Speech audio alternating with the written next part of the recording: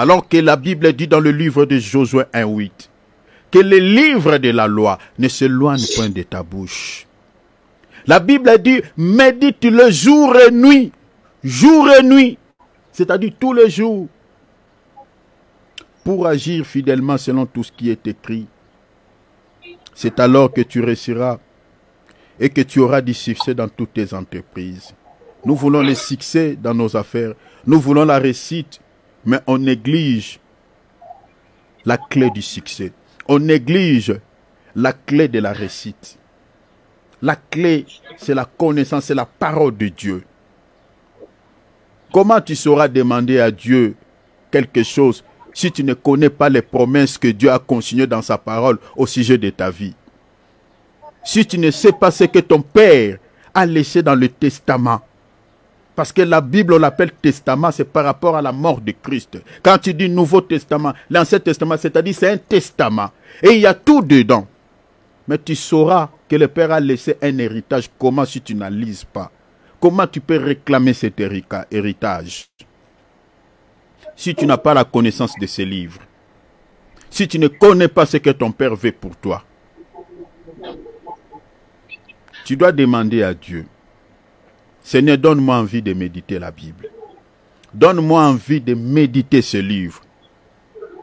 Je l'ai toujours dit que Dieu n'écoute pas nos voix, n'écoute pas pendant qu'on parle, mais Dieu écoute sa parole. C'est-à-dire une prière qui est associée au verset biblique, une prière qui est liée à la parole de Dieu. C'est cette prière-là que Dieu écoute. La Bible dit quand vous priez, ne multipliez pas de vaines paroles comme font les païens. C'est-à-dire, un païen aussi peut prier. Mais sauf que là, sa prière devant Dieu ne sera que de vaines paroles. Quand on dit vaines paroles, c'est-à-dire, ce sont des paroles qui n'ont rien à voir avec les promesses de Dieu. Donc, c'est-à-dire, éviter des vaines paroles. Ta prière doit être attachée aux promesses de Dieu.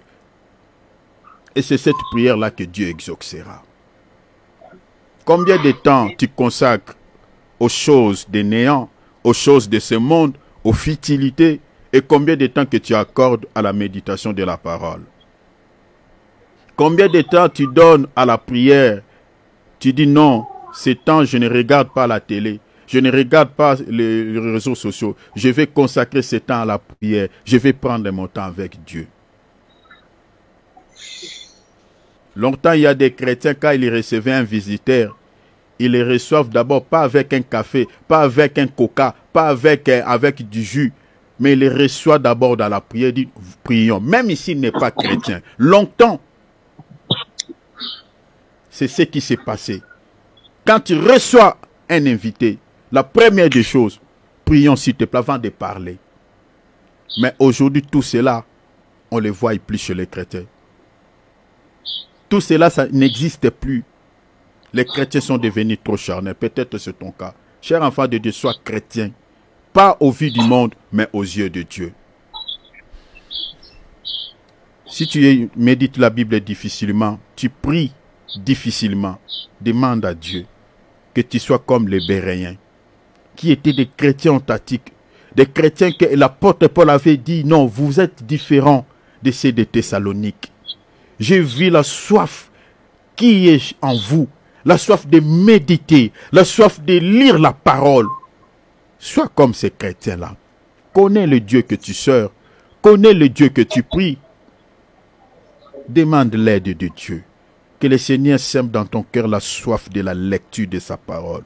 Que le Seigneur sème dans ton cœur le désir. Quand tu pries, tu ne sens pas envie d'arrêter.